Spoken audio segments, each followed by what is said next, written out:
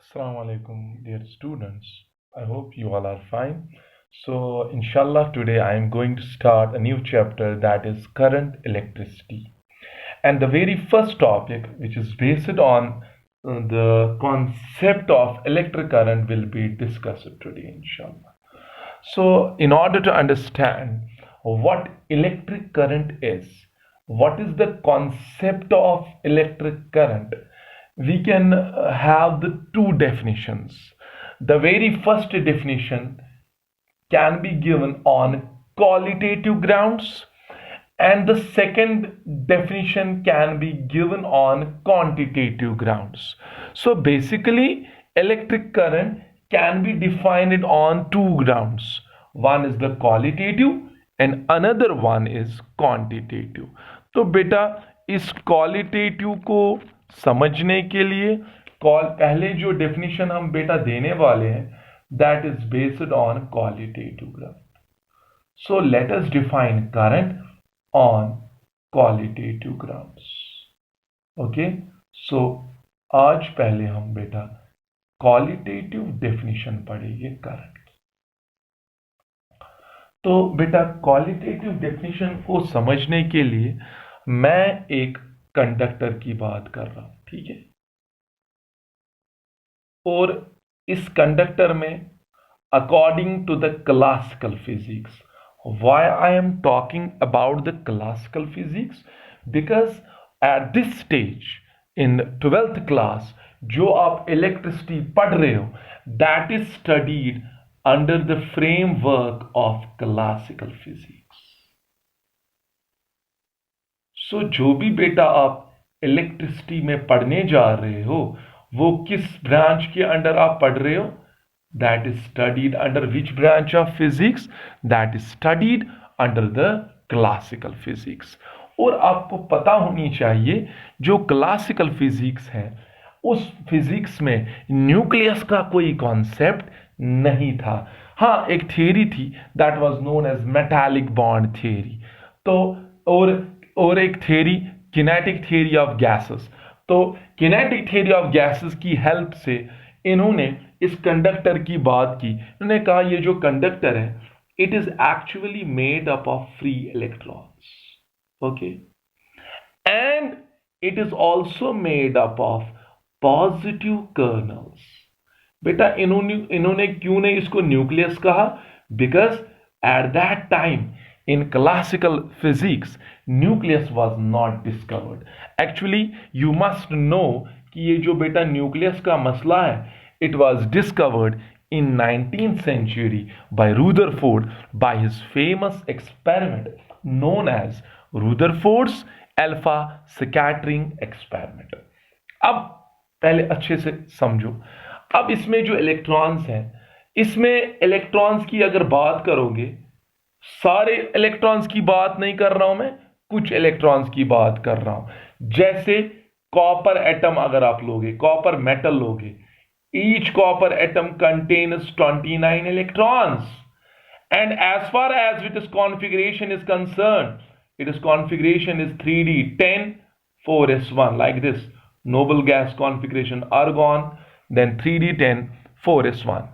It means इस copper atom में अगर 29 इलेक्ट्रॉन है लेकिन इसमें जो वैलेंस इलेक्ट्रॉन है जो लूजली बाउंड है जिसको आप फ्री कह सकते हो that is only 1. So can I say that in each copper atom there are 29 electrons but among those 29 electrons only one electron is free. Why I am talking about this? Is it useless? No, it is very much useful while discussing, while giving you certain numericals which are based on the concept of drift velocity. जब drift velocity पे बेटा पहुंचेगे ना आपको खुद realise होगा मैं क्यों ये बता रहा हूं. तो एक एक कॉपर एटम में कितने फ्री इलेक्ट्रॉन्स बेटा होते हैं? एक. तो इस कंडक्टर में फिर क्या क्या है?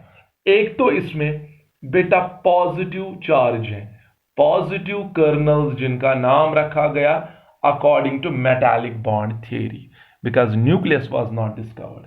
सो and these positive kernels are immobile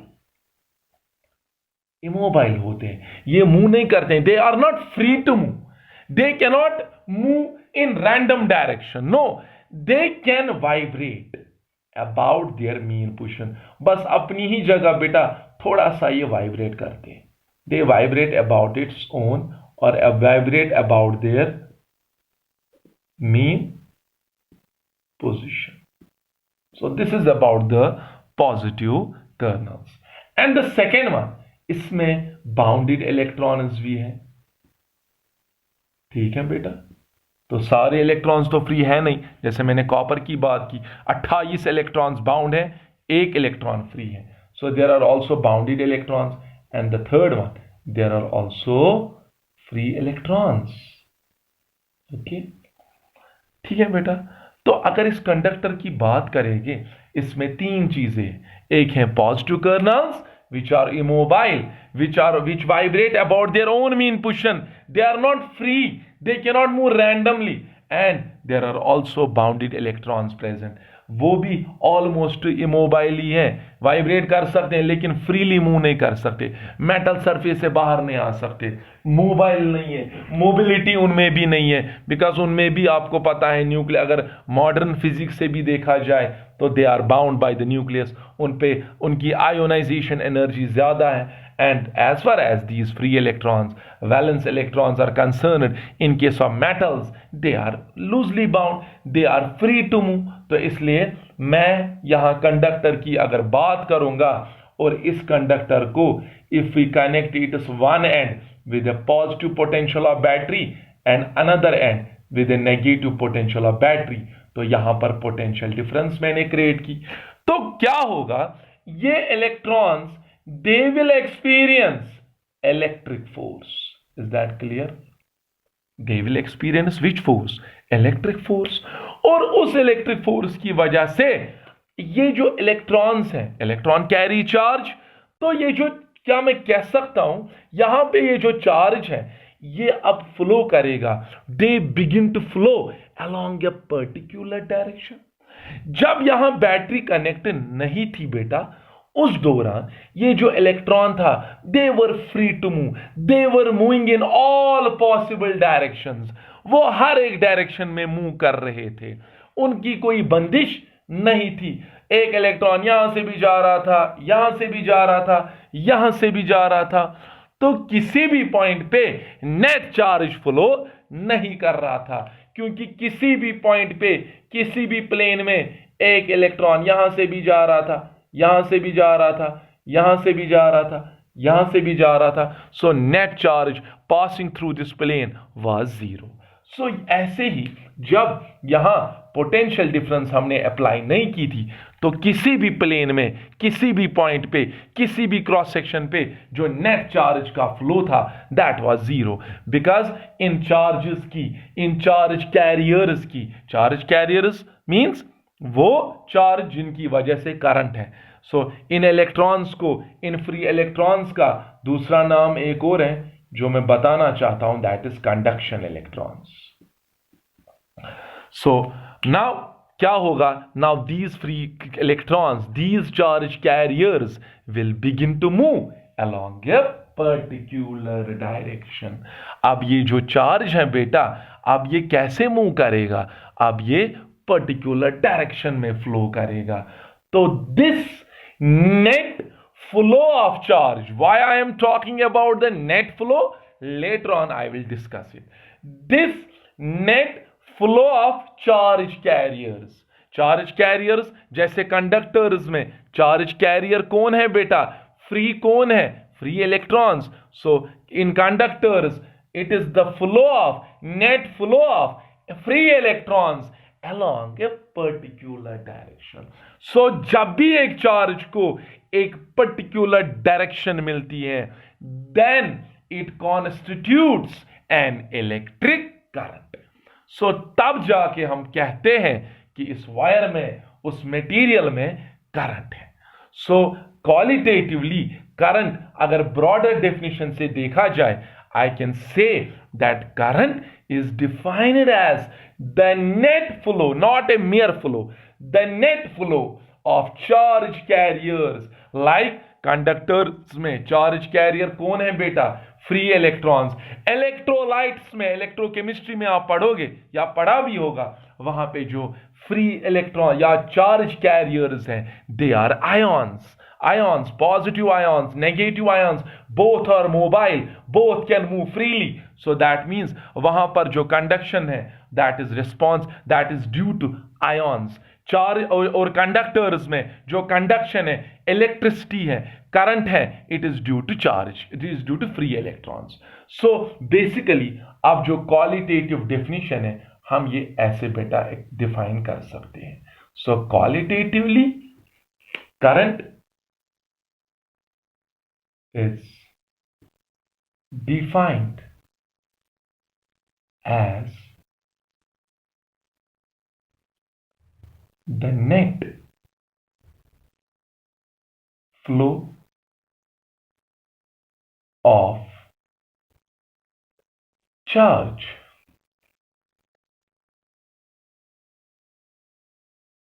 along a particular direction.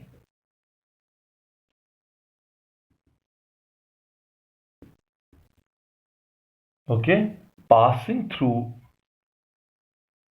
any plane or any cross section. Any cross section. ठीक है बेटा? So this is the definition of current on qualitative grounds. Now ये net flow को समझने के लिए बेटा एक सिंपल एग्जांपल लेंगे। जैसे यहां पर एक क्रॉस सेक्शन लिया है और इस क्रॉस सेक्शन में चार्ज फ्लो कर रहा है। मान लो बेटा इस डायरेक्शन में 2 इलेक्ट्रॉन्स जा रहे हैं, ई, और बेटा इस डायरेक्शन में, अपोजिट डायरेक्शन में भी 2 इलेक्ट्रॉन्स पास कर रहे हैं। Can you tell me what is the net charge flowing through this cross section? Obviously it is 0, because 2 positive 2 negative charges are moving along this direction and 2 negative charges are moving along this direction. So what is the net charge passing through this cross section? It is 0. Therefore how much will be the current? Obviously it will be 0. समझ आ रहा है बेटा? सो इसीलिए मैंने net flow की बात की, मैंने मेयर फ्लो नहीं लिखा, मैंने नेट फ्लो लिखा, बिकॉज कभी पॉजिटिव और नेगेटिव भी होता है। और ऐसे ही सिमिलरली फिर से एक क्रॉस सेक्शन ले रहा हूं मैं, और क्या हो रहा है, यहां से इलेक्ट्रॉन फ्लो कर रहा है और उसी डायरेक्शन में प्रोटॉन और प्रोटॉन फ्लो कर रहा है, plus E. Electron, you know, it is minus E. Can you tell me what is the net charge flowing here?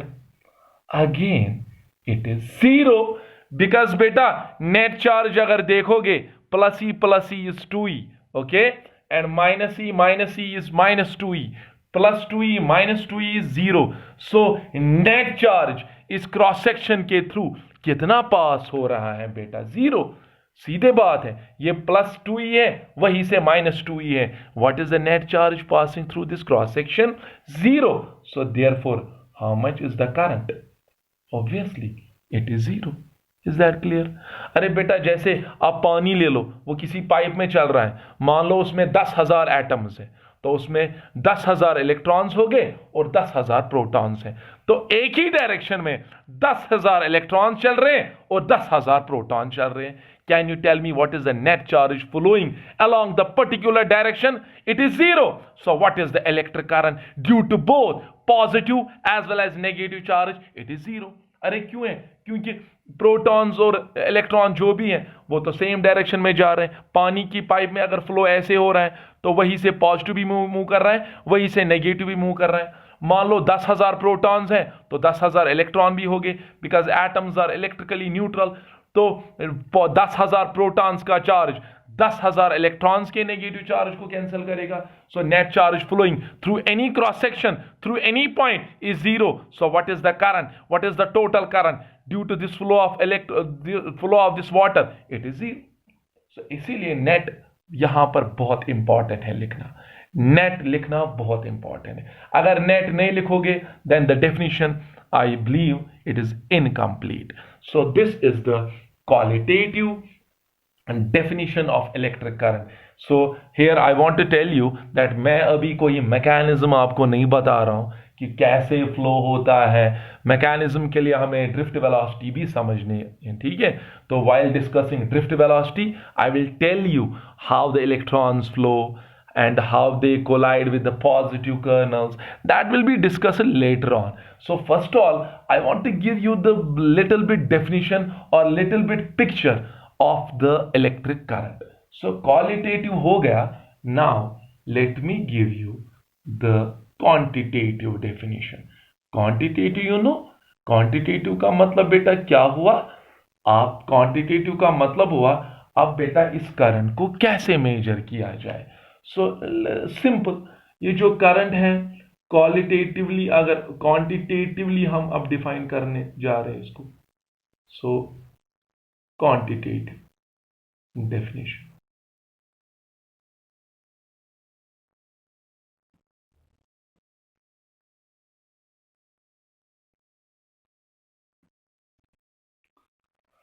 तो क्वांटिटेटिव में बेटा आप क्या देखोगे, क्वांटिटेटिव में आप ऐसे फॉर एग्जाम्पल किसी भी क्रॉस सेक्शन के through delta Q charge flow कर रहा है.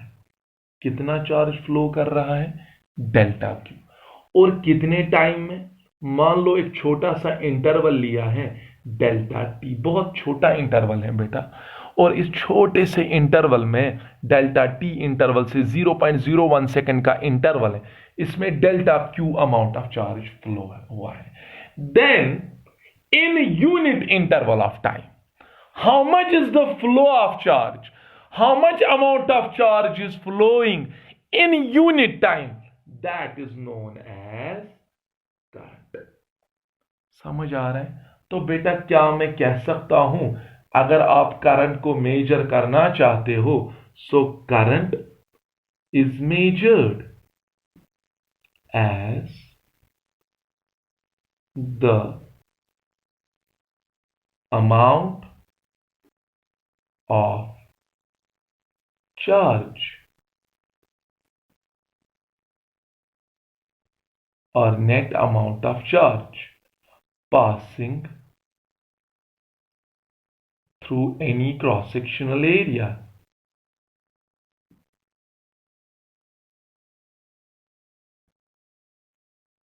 Cross-sectional area in unit time. ठीक है बेटा. तो एक सेकंड में, यूनिट टाइम में एक क्रॉस सेक्शन के थ्रू कितना चार्ज, किसी भी क्रॉस सेक्शन के थ्रू कितना चार्ज फ्लो कर रहा है बेटा, that is known as electric current. Is that clear. जैसे बेटा किसी इसमें यहां पर जो मैंने इंटरवल लिया है ये बहुत छोटा लिया है, so I can give the limit delta t approach to zero. So when limit delta t approach to zero, change in dependent variable divided by change in independent variable. When the change in independent variable approaches to zero, this is known as derivative. तो क्या मैं यहां current को ऐसे लिख सकता हूं बेटा, d by dt of q. तो क्या मैं कह सकता हूं, अगर आपने चार्ज को डिफरेंशिएशन की with respect to time, that will give you the instantaneous current. That will give you which current? Instantaneous current. क्योंकि आपको पता है डेरिवेटिव जो होता है it gives us the instantaneous rate of change. So इसका मतलब क्या हुआ, जब एक वायर में करंट विद टाइम चेंज होती हो तो उसका मतलब क्या हुआ, तो उस टाइम जो करंट आप निकालोगे डिफरेंट टाइम्स पे तो डिफरेंट करंट होगी. तो उस टाइम अगर आपको किसी भी टाइम पे बेटा करंट निकालनी है, then you will apply this formula. So where this I here gives us which current, instantaneous current. Is that clear. So बेटा जब भी आपकी करंट विद टाइम वेरी करती हो तो उस टाइम आप ये फॉर्मूला अप्लाई करोगे। ये आपको करंट देगा at a particular instant of time. So किसी भी पर्टिकुलर इंस्टेंट पे आपको करंट निकालनी हो तो आप इस फॉर्मूला से बेटा निकाल सकते हो। और अगर करंट बेटा study means when it does not change with time, neither its magnitude nor it is direction. जैसे किसी वायर में करंट कंटिन्यूसली 3 एम्पियर जा रही है, it neither increases nor decreases, तो वहां पर आप सीधे करंट की फॉर्मूला लिखोगे total amount of charge divided by total time. बेटा उस टाइम आपको dq बाई dt का कॉन्सेप्ट यूज, क्योंकि जो करंट उस टाइम किसी भी टाइम पे होगी, किसी भी इंटरवल पे होगी, वही इंस्टेंट पे भी होगी। तो सीधे टोटल टाइम और टोटल चार्ज इनको डिवाइड करो, वहां आपको करंट निकलेगी। Is that clear? जैसे 3 कूलम का चार्ज फ्लो हो रहा है 2 सेकेंड में, then how much is the current? Simply 1.5 coulomb per second, and you know SI unit of current coulomb per second is known as ampere. So 1.5 ampere of current will flow here. Is that clear beta? So and this was about the flow of current and the measurement of current.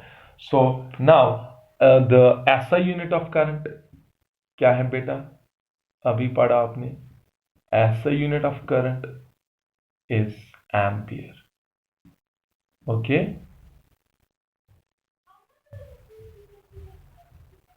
ठीक है बेटा। सो अब current का ऐसा unit ampere आ गया। और एक बात, 1 एम्पियर आप कब कहोगे? 1 एम्पियर आप कब कहोगे करंट है? 1 ampere means 1 coulomb by 1 second. That means आप बेटा एक वायर में तब कहोगे 1 एम्पियर की करंट है जब उस वायर में 1 सेकेंड में कितना अमाउंट ऑफ चार्ज फ्लो हो जाए बेटा? 1 कूलम। तो बात हो रही थी पहले इंस्टैन्टेनियस करंट की, तो उस पर एक छोटा मोटा क्वेश्चन मैं दिखाना चाहता हूं, क्योंकि वो बेसिक है लेकिन कभी कभी नीट में आता है या बहुत बार पिछले पेपर्स में आता है। So question is like this, suppose charge flowing through any cross section, any cross section changes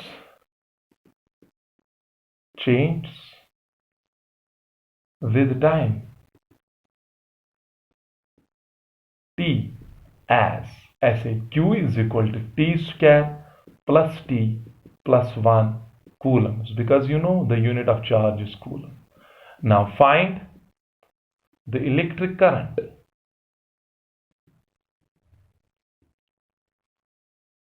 at the instant, that means instantaneous current. Instantaneous निकालना हो तो differentiation at the instant t equal to 2 second.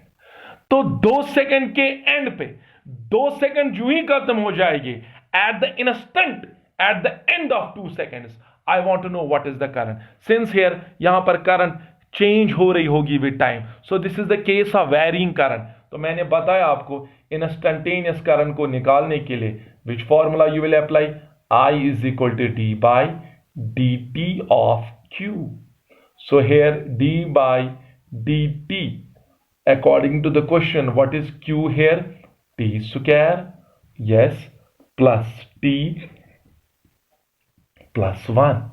And from the basic definition from the basics of the differentiation, d by dt of t square, using the formula power down base raised to the power minus 1, it will be 2t plus d by dt of t is 1, d by dt of 1 is 0. So therefore current at t equal to 2 second is equal to 2, beta to t का value 2 दे दो plus 1, that is 5 ampere. तो बेटा 2 second के बाद इस wire में कितनी current होगी? 5 एम्पियर। उसके बाद अगर सिमिलरली 3 सेकेंड के बाद देखना है, 2 3s are 6, 6 plus 1 is 7. So here current is continuously changing with time. So आप यहां से इंस्टैन्टेनियस करंट निकाल सकते हो. So here I am finishing this session. I am finishing this lecture. In the next lecture, I am going to give you the concept of drift velocity.